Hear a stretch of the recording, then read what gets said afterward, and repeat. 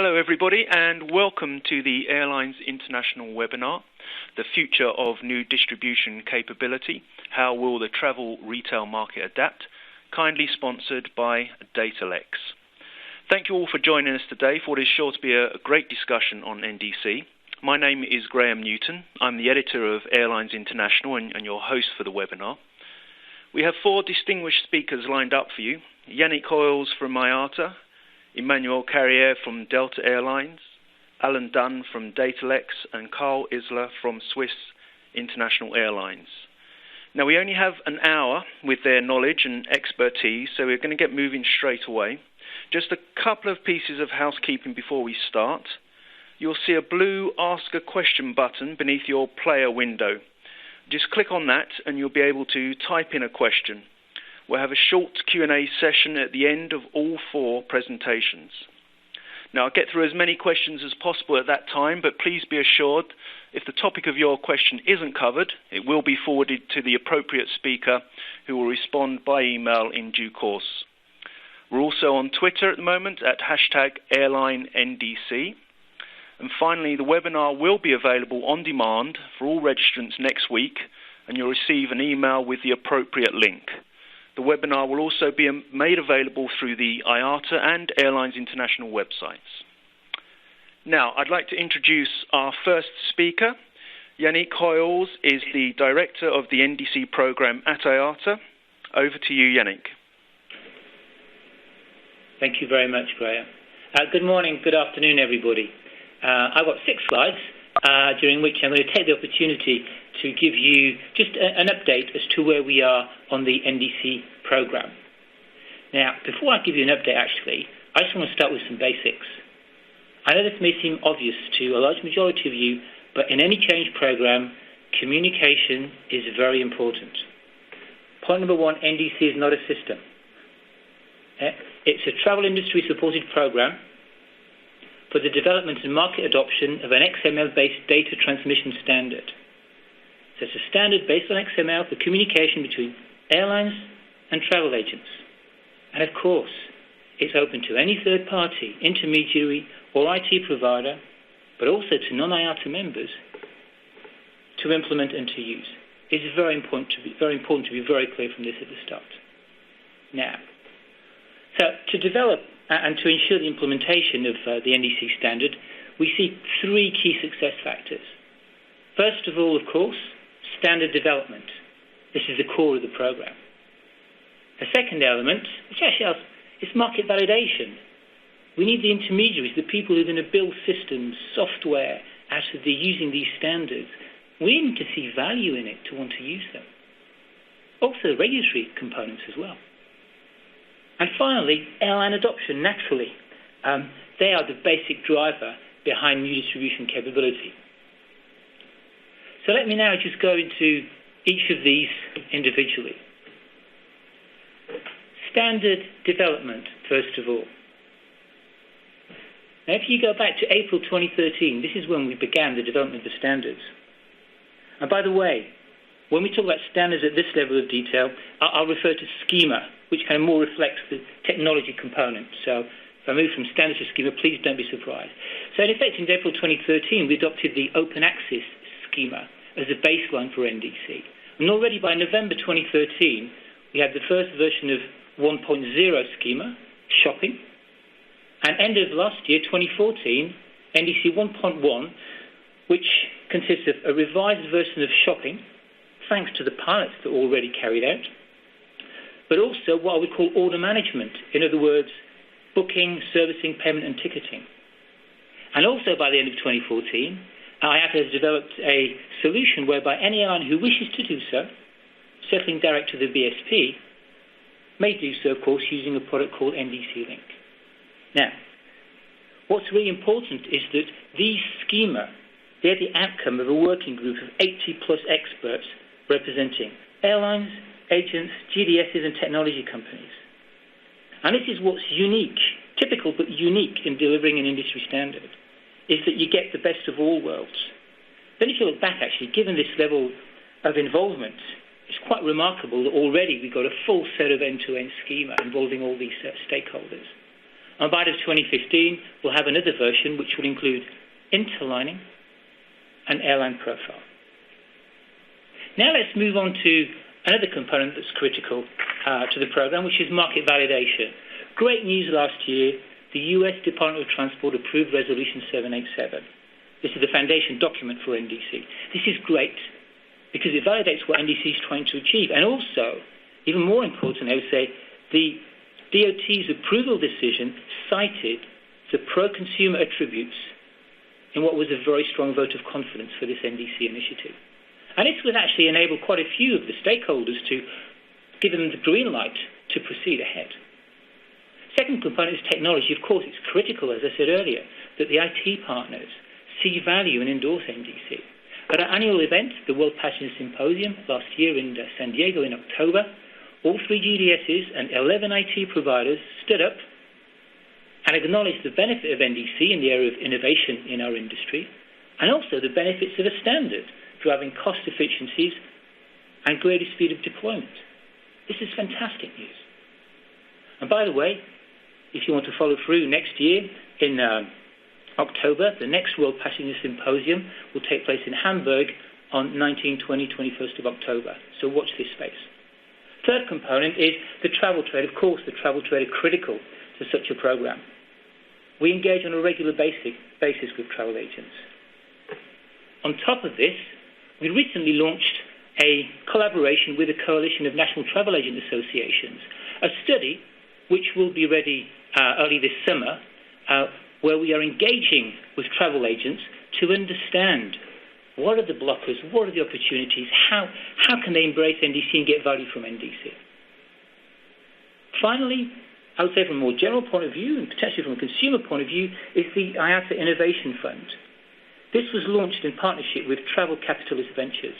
It's a standalone strategic investment fund, and it will invest in small and medium-sized companies who want to develop solutions that will support airlines and agents as they leverage the enhanced distribution capabilities that are enabled by NDC.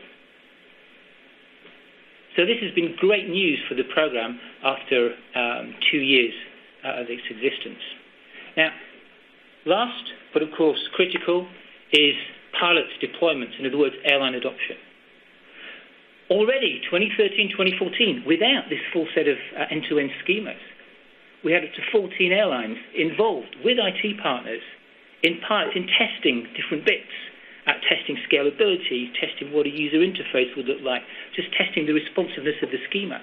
And just a few examples. Hainan Airlines were the first to use our 1.0 shopping schema with TravelSky.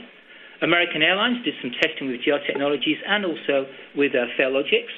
You can see Swiss, and Carl Eisler will talk a bit later, did some research around the schema and scalability with DataX, who will be talking to you also in a few minutes. 2014, we had Air Canada working with ATPCO and Fair Compare on airline profiles. We had Qatar Airways engaging in a pilot with their partner Amadeus. And as we enter 2015, we already have 10 or so airlines who have announced that they are ready to work either on pilots or looking at some deployments. And one example here, we have some non-IATA carriers working with Navitaire, low-cost carriers working with Navitaire, who were very, very supportive of the initiative. We also have the Chinese carriers, Shandong China 7, Air China, and other carriers such as British Airways, American, Aer Lingus, or Helium Monaco, who are looking at either testing or deploying during 2015. Now, what to expect for the rest of 2015? Well, I think there's just four key areas. First of all, airline deployments, of course. We expect to see more deployments over 2015-2016. And as you know, this is a 5-year program. So the big milestone for us will be 2017, which is the time at which we expect to see much large adoption as airlines go through the learnings, the deployments. But still 2015, as you can see, we're in a good start for some deployments. We'll have a new version of the standards. In September 2015, we'll have a new version enhanced by the findings of either the pilots or the deployments, by the work carried out by this group of 80 plus representing airlines, agents, GDS, IT providers, and which will include interlining and airline profiles. Third component we will be working on to deliver this summer is a certification process. Now, this is like any of the IATA STB projects. It's about giving visibility and transparency. It's about giving the industry visibility and transparency about who's able to respond and to accept NDC messages.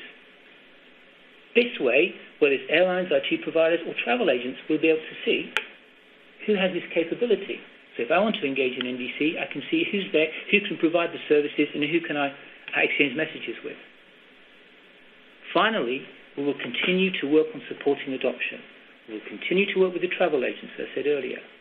We are strengthening our engagement with the corporate buyer community because they are also critical to this initiative.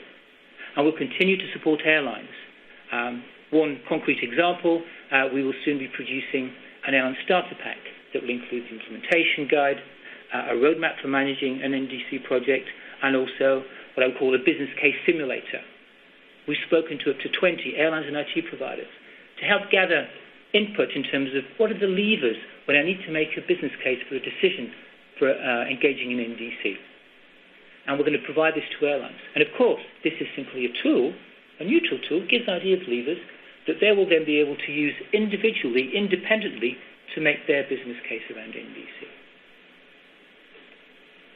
So I hope this has given you a pretty good overview as to how we start the year. I think there's been fantastic progress made over the last 2 years. And I would like to take this opportunity to thank all the stakeholders across the value chain for the level of engagement, collaboration, and constructive debates we've been having, particularly since the second part of last year. And I find this very, very encouraging as we move forward over the next 2 or 3 years of the programme. On that note, I think I'd now like to hand over to Graham. Graham, over to you.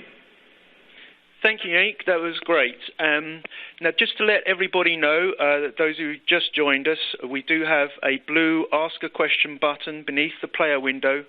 Just type in your question, and we'll do our best to field as many of those as we can at the end of all 4 presentations. I'd now like to introduce our second speaker. Emmanuel Carrier is a data science consultant at Delta Airlines. Over to you, Emmanuel. Hi, everyone. I'm Emmanuel Carrier, and I'm going to talk a little bit about how I like to personally think about ancillary revenue, and just want to say first that this does not reflect, Delta Airlines' position on retail strategy, NDC, or any other topic. That's just, how I like personally to think about it.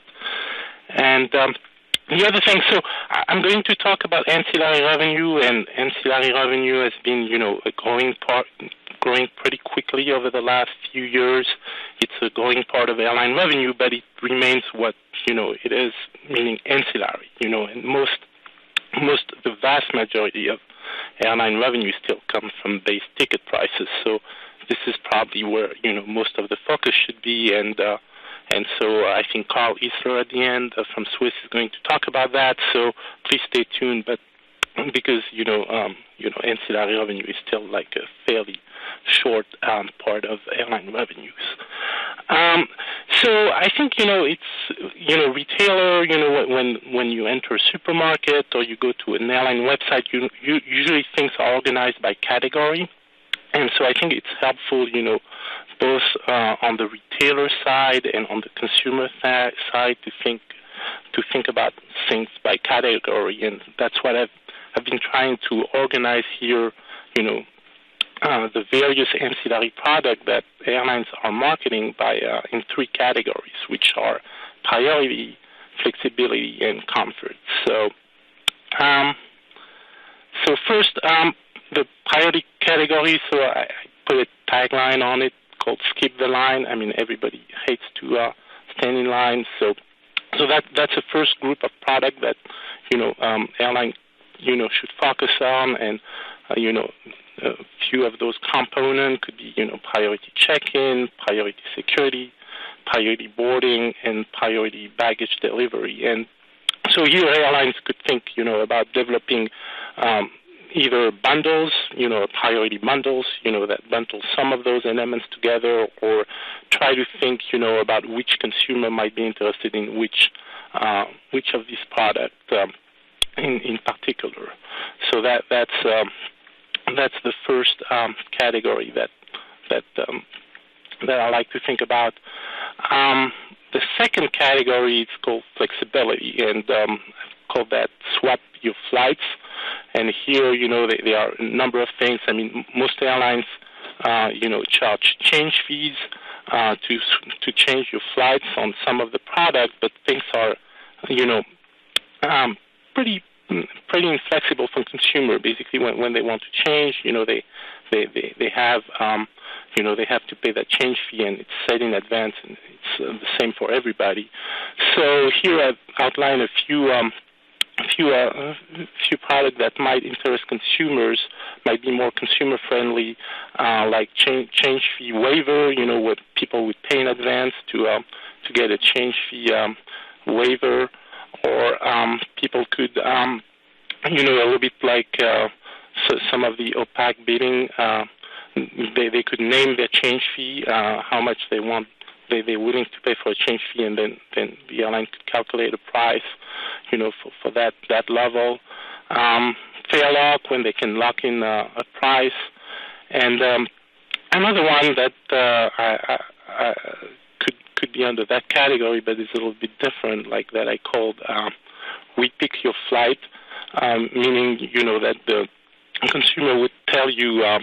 I want to go from A to B on that particular day, but I'm kind of flexible on my schedule. So, and then the airline would assign the flights a few days in advance or some period in advance. I think this is something that there have been some trials with that kind of product, but it hasn't been really fully adopted. I think that's a way. The load factors have been increasing over time. Most airlines run in the 75 to 85% range today, but we kind of see that increase in load factors starting to plateau somewhat. So I think this is something that could help airlines go a little bit further and keep increasing load factors, which is good for the airlines, but also good. Higher utilization is also good for society because it's a better utilization of assets. So, and the third category, which that's my third S, I was looking for third S, which is about comfort and amenities, that I call traveling style. And here, probably the most important of those is the premium seating. A lot of airlines have been working on, more aggressively marketing, upgrades, developing, premium economy cabin, and some preferred seating, recognizing that, different seats in the aircraft tend to have, different value. So that's probably the most important of those, but there are a bunch of others, like lounge access, and here again, this could be managed a little bit more dynamically, because lounges are empty at some period of the day, they are more busy at other periods of the day, so there is probably things to do in terms of assortment and pricing here.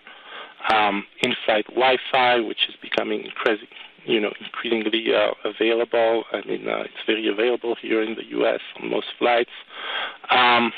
Specialty dining, probably a smaller category, but some airlines offer, the ability to purchase, a better meal, and in-flight entertainment streaming. So that's basically how I like to think about, the ancillary by category with priority, flexibility, and comfort. So what do we need to work on bringing this kind of vision of ancillary revenue, and airlines are actively working on this. So I mean, you need systems on the back end, to be able to collect data, and once you have a good data collection scheme, you can first do some better reporting, but you also and that's where the fun part starts for somebody like with my kind of background. You can start to analyze that data and try to come up with predictive models that, to kind of predict which product, is the best fit for which consumer. And, the last piece is obviously front-end distribution system, and that's where NDC could come in and help the industry. And so here you need a good way to display those products. So, if it's by category, it could be several tabs, or so you want to also work on, pricing these products dynamically, because some of them are capacity constraints, so some of them are not, so it depends. A lot of online retailers have recommendation engine. They tell you, that they try to display, the product that are the best fit given your characteristics. So that's also an area where airline could work. And this should really be like omni-channel, meaning that it's both for the direct distribution channel and the travel agent distribution channel, and that's where standards like NDC could help us, reach the full range of airline customers. And finally, I think people when they travel on the go, so mobile is going to be a big part, of a successful retailing strategy for airlines. This is a very important component, and I think airlines should really focus on trying to get better at marketing ancillary product on mobile. Outside of the airline industry, it's kind of fascinating how Facebook was able to move, from 0% of their advertising revenue to today, a majority of their advertising revenue on mobile, and so that's an area where airlines should really focus as well. So that's the end of my remarks. Back to you, Graham. Thank you very much, Emmanuel. That's always interesting to hear about how an airline is approaching it all. Just a reminder before I introduce our third speaker, you have a blue Ask a Question button beneath your player window. Just click on that and type in the question. We're going to deal with as many questions as we can at the end of all four presentations. We're also on Twitter, and it's #AirlineNDC. And for those of you asking, the webinar will be made available next week, and you'll receive an email with the link to that on demand. Now, I'd like to introduce our third speaker. Alan Dunn is the Chief Innovation Officer at Datalex. Over to you, Alan. Okay, thank you, Graham, and hello to everyone on the webinar. So I'm going to talk about NDC as an enabler for travel retail innovation, and I'm going to look at it from three different perspectives. So from the consumer perspective, what changes will the consumer see as a result of NDC? From the travel marketer perspective, what new features will NDC enable for the travel marketer? And then from the technologist perspective, what new technology requirements will NDC drive for technologists and IT departments? So if we look at the consumer to begin with, I think it'll all be about customer experience. So we see NDC as being key to enabling a true omni-channel customer experience, because we're going to centralize the product offer and fulfillment capability within the airline's infrastructure. So when we talk about omni-channel, it's really about the customer experience. So the customer should receive a consistent customer experience in whichever channel they choose to interact with you from. And there should be no technical or operational issues that prevent them receiving the same consistent customer experience across all channels, be they direct or indirect. Sometimes multi-channel is also sort of used or confused with omni-channel. So to explain a little bit about what multi-channel is. So multi-channel is the operational capability for a supplier to distribute their products in all possible sales channels. But I suppose the difference is omnichannel is really putting yourself in the shoes of your customers and saying, am I giving my customer the best customer experience they can have, irregardless of which channel they choose to interact with me from? So I think NDC can really help, solve that multi-channel issue that, airlines typically have today, where they can't get their products into all the channels that they want to. But I think omni-channel is really the key thing from a customer point of view. So the user experience should be seamless as the customer moves across sales channels also, both direct and indirect. So we know from various research that customers like to interact across a number of different sales channels during the course of their purchase on a given trip. So that's, again, that experience should be seamless as they move from one channel to another. They may, investigate their purchase on one channel, but actually, make the purchase on a different one. So that, the product and the offer that they receive on one should be the same across all others. And then finally, the other key thing from a customer point of view is they will start seeing personalised offers, which can be enabled through the NDC standard.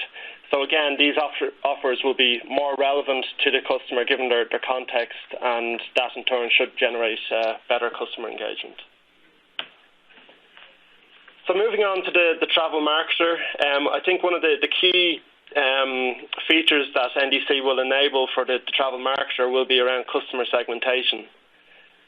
So airlines have, traditionally pioneered the area of segmentation pricing at a macro level. So, if we look at fares and rules, for example, there's rules around advanced purchase, minimum maximum stay, day of week application. So they were all geared around trying to distinguish between the business traveller and the leisure traveller. But if we look beyond airlines and beyond, travel, leading retailers today employ what's known as real-time micro-segmentation. So the difference here is, obviously, it's segmentation that's done in real time that takes into account the context of the customer. So what is the context of what this particular customer is, searching for today? What's the context of their trip? Also, leading retailers, they analyse the customer and understand what that customer's value is to them as a supplier. So basically, looking at the customer, their purchase history, and understanding, is this a high, medium, low value customer. And then finally, the concept of marketing to the segment of one. So, retailers want to offer really personalised offers where each offer made to each customer is potentially unique to that particular customer at that particular time. So if we take a look at how the travel marketer can achieve this, the first piece is the segmentation piece. So looking at customer context. So we can tell quite a lot from when and where the customer is traveling to. So the destination tells us a lot about the potential purpose of the trip. And also when they are actually traveling can tell us something as well. If we look at who they're traveling with, so the guest composition can give us a big insight. So are they traveling alone? Are they traveling with another adult? Are they traveling with children? Again, we can use that to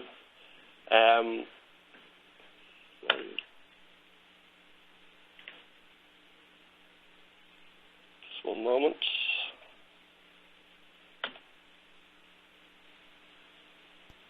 I just got disconnected there.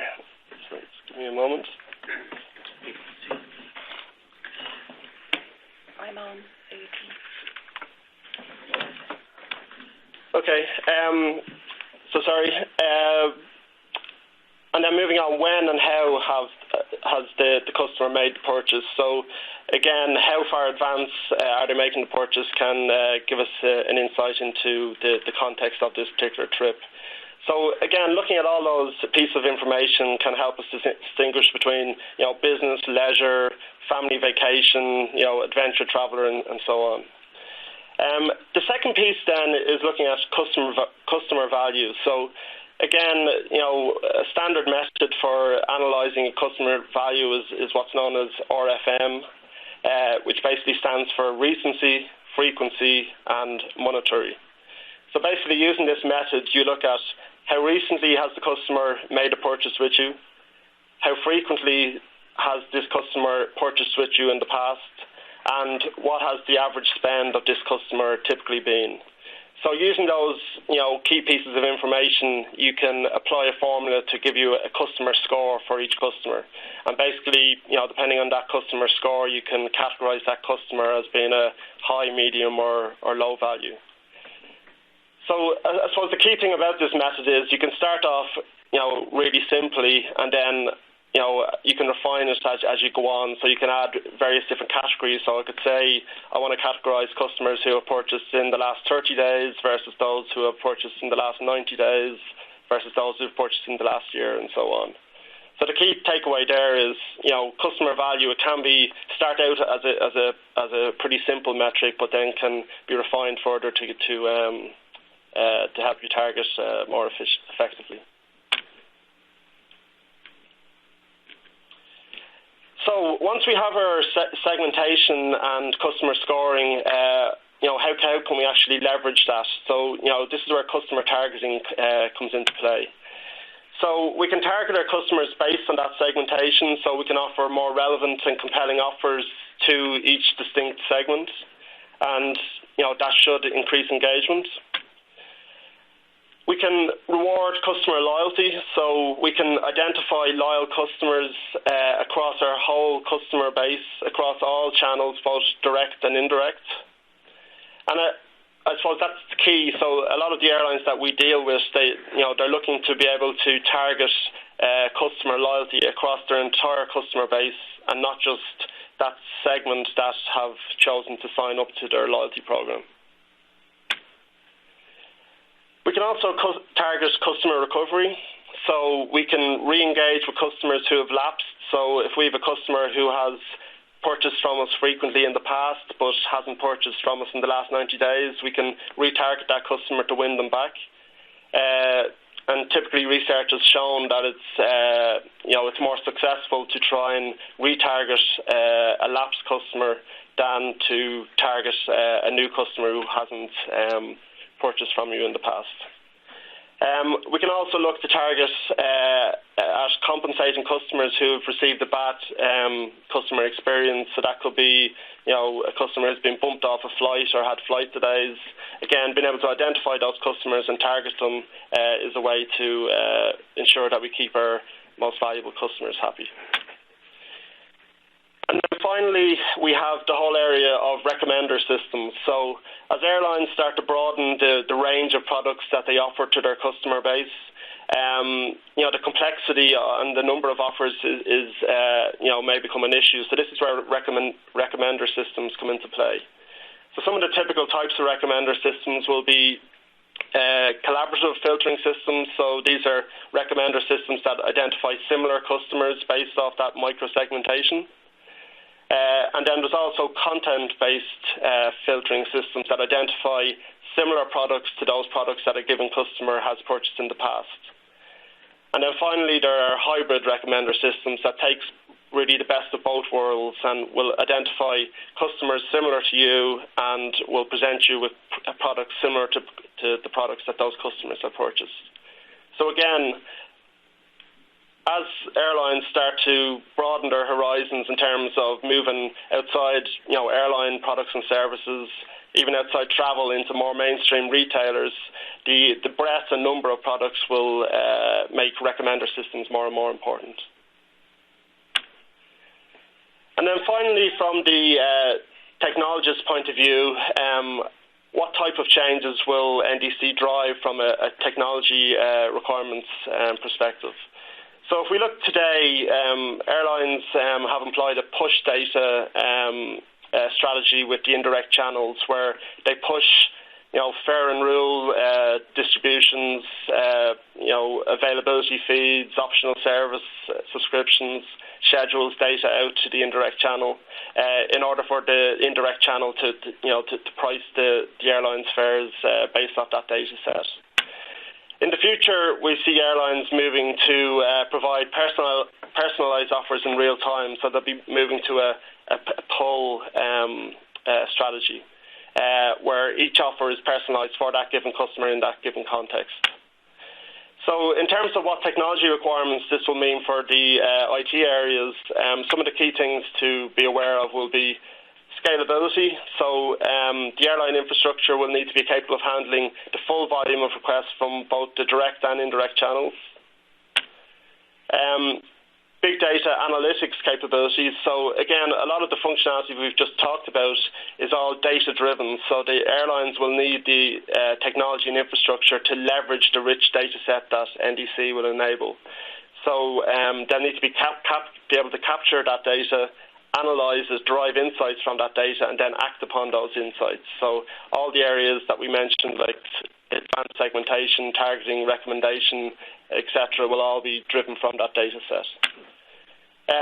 Multi-source distribution is another key area. So the pricing system for an airline of the future will need to go far beyond just pricing the core air products. So it'll need to integrate products from multiple different sources, both from within the airline, from complementary third-party travel suppliers, but also from general suppliers of consumer goods, wherever the airline chooses to retail. And then finally, as the airline starts to offer to construct dynamic offers, so market to that segment of one, the pricing will also need to be dynamic. So they'll be moving away from these fixed pricing points that they distribute through fares and rules today to dynamically priced offers that take into account things like supply and demand and forecasting, etc. So in summary, I suppose as the saying goes, change is inevitable, but growth is optional.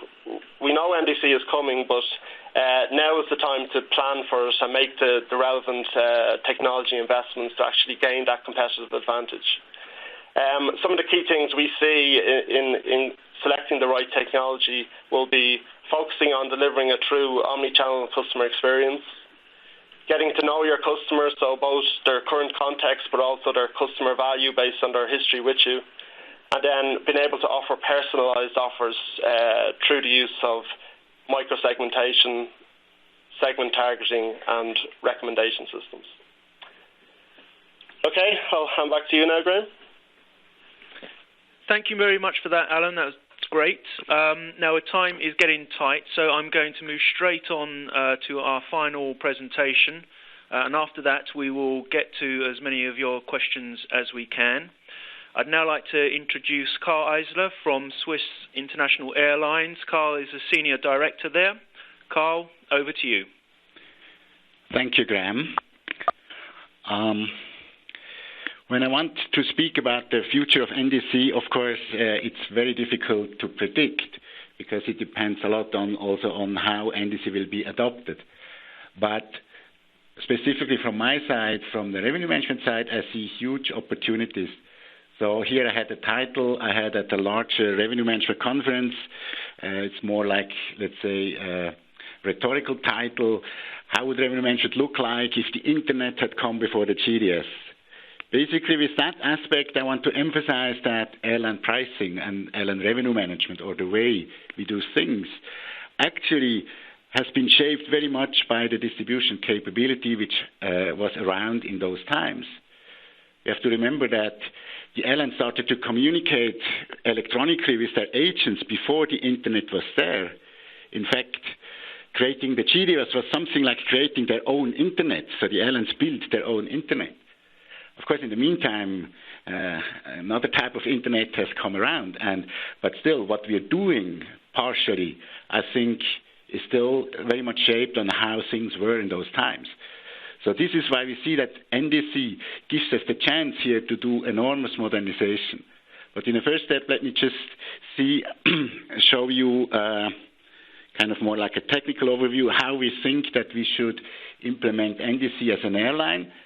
First of all, basically, you see the most important thing is that essentially everything just maps down to one, what we call a pricing and merchandising rule engine.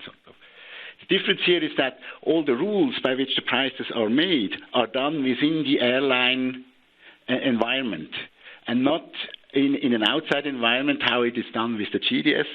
Today, you could understand the GDS more like a public rule engine where all the airlines together define a rule engine. But in the future, with NDC, because we have the linkage to the external world via the Internet, we can actually come up with internal rules how we create prices. So from our airline revenue management system, the pricing and merchandising rule engine, we can distribute via the Internet channel with the NDC standard to any channel at which a customer actually might be interested to look at the price. So why do we think that the impact or the efficiency increase with NDC is huge? For that, you have to, again, think about which kind of mechanisms we still use as airline and which actually just root in the technology of 3 decades ago. Things which we work with, like fares and rules, I think are in that sense not necessary anymore. Booking classes and availability, or booking classes per se, things like merit segments, all these things which we do use here in current pricing and revenue management, I think to a certain degree are not needed anymore. Even the distinction between PNR and ticket is some kind of a relic of the way how the product was distributed in those days. And one of the worst ones is actually co-chairs, where we try to pretend to be something which you are not. I think it's just a trick to make certain cooperation modes work in the distribution environment. So we would see a lot of things change in a revolutionary way once NDC would be adopted. And it's actually even relatively difficult to imagine what all these opportunities are. And so this is again back why I chose the title. If we imagine we had to do these things before we had what we currently have, I think we get a lot of ideas how things could be done differently. For example, just one little example. What's wrong with this? So you get a bag with 2 candies for 25, but you can buy single candies for 10. Sounds rather silly, but this is actually something which is very hard to avoid if you in the current mechanism, because you have round-trip fares and you have one-way fares, and whether 2 one-way fares undercut the round-trip fare is in the current distribution environment rather difficult to achieve. So, but with NDC, essentially, you would have many different ways how you could do these things. So you can keep price consistency, and the customer doesn't really get fooled, like sometimes he probably feels today. So, so what do we expect? What we could achieve with the adoption of NDC from the pricing and revenue management point of view? I think we could achieve much more transparent and fair prices for the customers. The customers would not need to get some tricks to get the cheapest fare, like, for example, today he buys a round-trip ticket and throws away a coupon, then he gets a one-way ticket, and so on. I think we don't really need co-chairs. In a NDC world, we declare the product at its true name. So I think this kind of crutch is not needed. We have consistent prices. I believe we can even do shopping modes for very complicated itineraries that you always have a large number of choices with consistent prices. There would be no, I think, need for complicated fare rules. Like today, sometimes we feel it's very complicated to understand what the rules behind the fares actually is. Then we expect further simplifications from the travel documents. Today we have a ticket, we have a booking, so sometimes you have to enter a booking reference, a ticket number, and I think this will eventually lead to a smoother travel experience. And if you think about, or you try to imagine what an airline would do if they would just have to distribute before the GDSs were there and they just had the Internet at your disposal, you actually might find many more. So with that, I would like to give back to Graham. Thank you very much, Carl. That was great. And thank you to everybody listening. We've got lots of questions to get through in the final 10-15 minutes here. Again, you do have a blue Ask a Question button beneath your player window, and you can type in the question there. And again, for all those people asking, the webinar will be made available. For all those that have registered, you will receive an email next week with the appropriate link and it will also be posted on the IATA and the Airlines International websites at some point next week as well. And now, I start with your questions. Yannick, I'm going to come to you first, and just to, excuse me everybody, what I'm going to have to do is just try and summarise some of the questions. Obviously, we've got quite a few that are broadly on the same sort of topics. So, Yannick, coming to you first, I'd just sort of like to ask, should we expect airlines to deploy NDC in the same way? Graham, it's not only a good question, it's a very important question. The answer is no. NDC is a standard, and each airline can take this standard and apply it as a tool, as an enabler to their commercial distribution strategy in the way they choose, which is completely independent from us. I'll just give you a couple of examples. An airline, we've always said NDC, it's not mandatory, so you don't have to do it. It's flexible. Some airlines may just use the shopping schema. Some other airlines will use the whole end-to-end schema and choose to keep the values of BSP as well, using BSP Link. Some will use just bits of the schema, like United and Amadeus announced in July. Some will implement it on a very small scale with one or two partners. Other airlines will push it through using the GDS as an aggregator to get bigger reach, or some other smaller players today. Some will do more personalization. Some will use it as an enabler, as Carl describes, to embrace dynamic pricing. So these are just some illustrations as to different areas of value NDC could bring, but the way it's deployed will be up to each airline depending on their own business needs and how they engage with their partners. So expect that when you see one or two launches, the first one or two launches, that will not be it. I think we just got to see how the market evolves. The market forces will prevail, and ultimately the customer pull. As we keep talking about customer benefits, they're going to pull what they like and what they appreciate. Thank you, Yannick. That's great. And just to everybody listening, we will get to all of your questions. If we don't get to ask them now during the webinar, they are going to be forwarded to the appropriate speaker, and they will come back to you via email in due course. There are obviously some very specific technical questions that we probably can't answer right now. But one general one we have coming in, and Alan, I'd like to come to you, please. We've heard a lot about the individual buyer in these presentations. Tell us about the corporate community. What can we expect from the corporate buyer, and how do we engage them using NDC? Sure.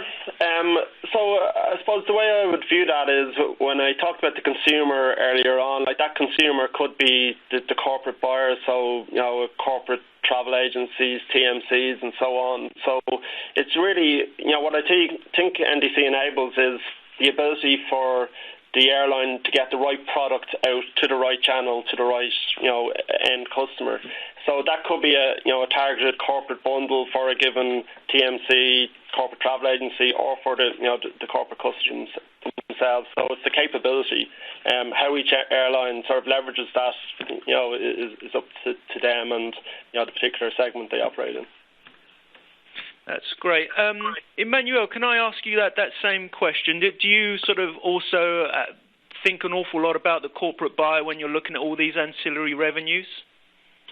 Well, I think, as Alan was saying, omni-channel is a key part here, and, the airlines want to market to these ancillary revenue product to corporate buyers as well, and I think it's equally useful for both individual travelers and corporate buyers to think of ancillary revenue by category and present them in a way that is most easy for them to look at and to ultimately purchase. So.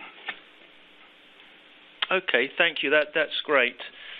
Another topic that obviously a lot of people are asking about, Carl, I'm going to come to you with this one, is the fact also that clearly there are going to be some changes in distribution.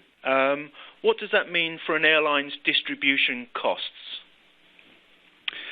Well,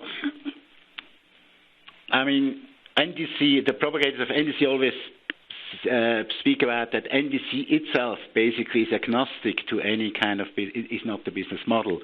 and is agnostic to any kind of other kind of technical implementation. It's just a format. So it's a little bit difficult. Of course, what we expect is if we increase efficiency, that should also help on the cost side. But it is certainly the idea is to increase the overall efficiency of the whole distribution area.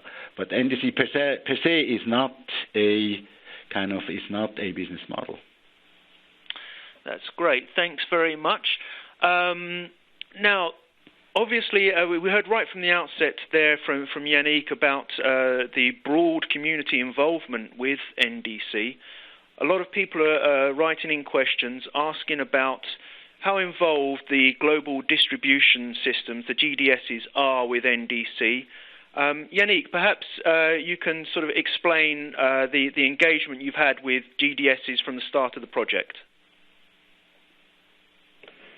Yeah, of course. I think it all goes back to actually last year until the first part of 2014. There was a lot of tension, and that tension was resolved after some very thorough but very constructive discussions with the GDSs in particular through their association called Open Allies.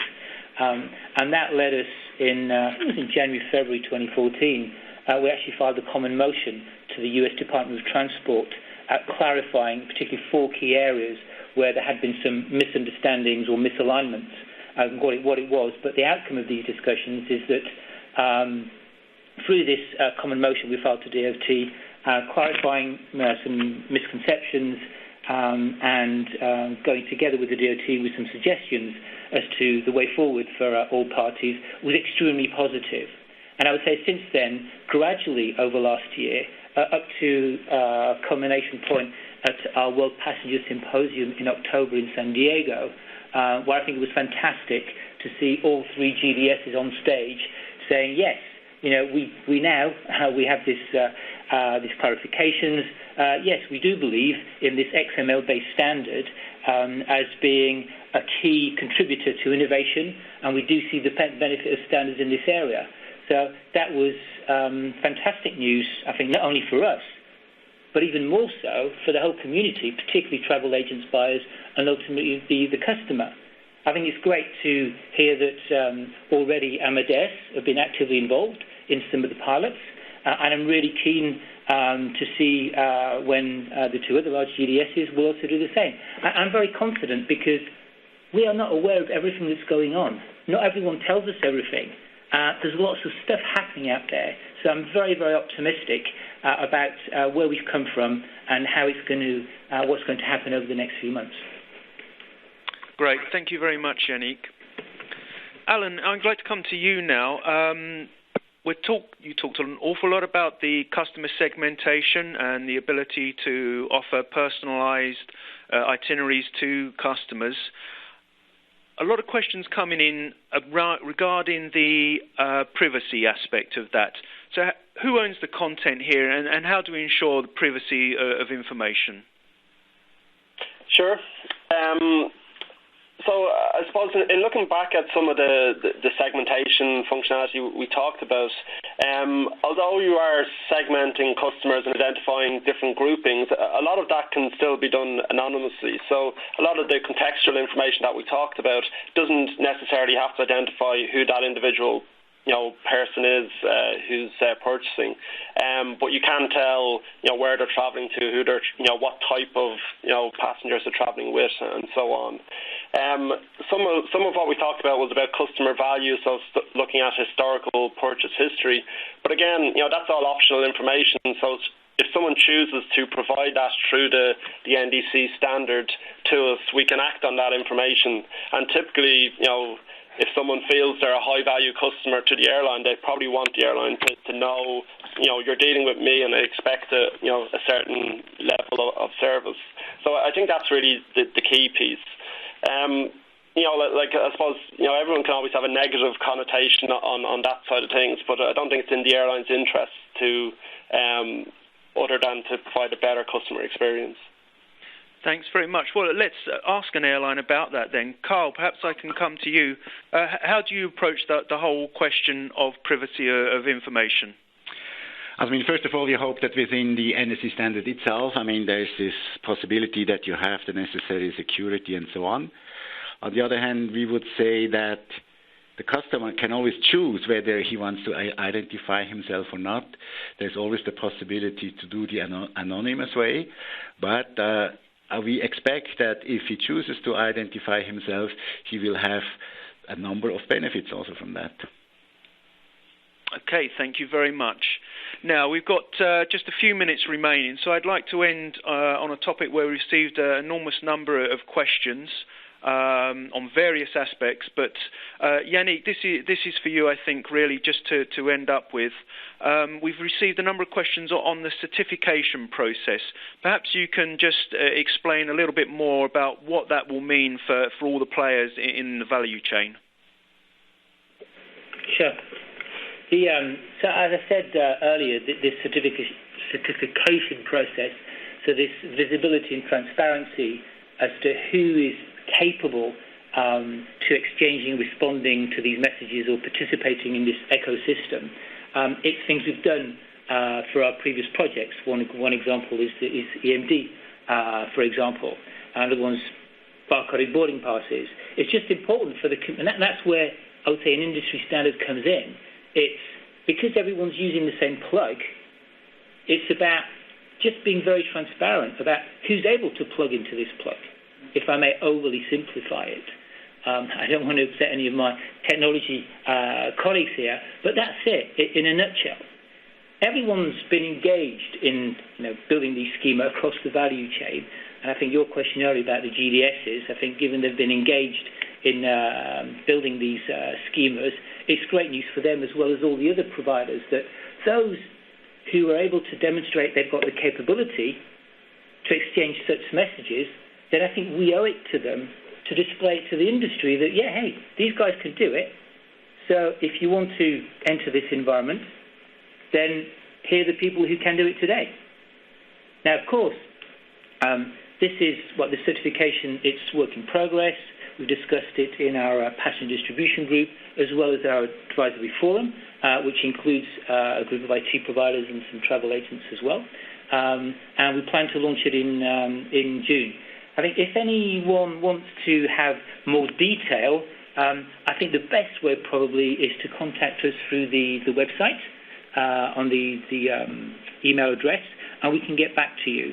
And it will also be shared both in the passenger distribution group, but also in our workshops over the next few months. Great. Thank you very much, Yannick. And thank you, everybody, for listening. Now, I know there's lots of questions there that we didn't get around to asking, but again, just to remind everybody that all those questions will be forwarded to the appropriate speaker, and they will respond to you in due course. You can also look at the webinar again. You will receive an email link next week, and the webinar will be available on demand, and it will also be available through the IATA and the Airlines International websites. Now, I'd like to just thank our sponsor, Datalex, for helping us with this great webinar. And, of course, I'd like to thank our 4 speakers for performing so well and providing us with their knowledge and expertise. Thank you all very much for listening.